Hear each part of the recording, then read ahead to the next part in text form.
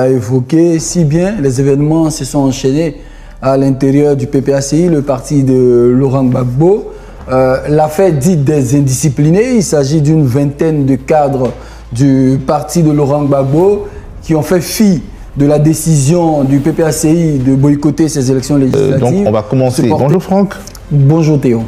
Alors, on a été impressionné en tout cas par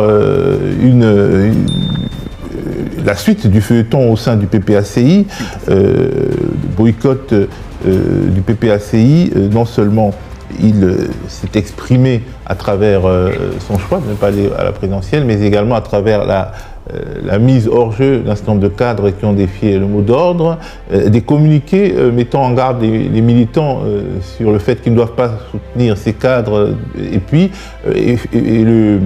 la dissolution, on va dire, de la Ligue des jeunes du PPACI, parce que, je pense, son président avait défié les ordres du parti. On a l'impression que cette inflation de communiqués est le signe d'une crise interne qui ne peut plus se cacher.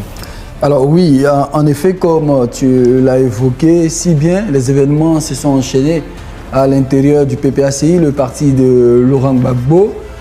L'affaire dite des indisciplinés, il s'agit d'une vingtaine de cadres du parti de Laurent Gbagbo qui ont fait fi de la décision du PPACI de boycotter ces élections législatives, se porter candidat pour la plupart sous la bannière d'indépendants, pour certains parrainé par l'allié circonstanciel du PDCI. On pense notamment à Blaise Lasme, un cadre du PPACI qui est en ce moment en détention préventive à la maison de... Oui, pour ne pas dire au PPA, au pôle pénitentiaire d'Abidjan. Et également...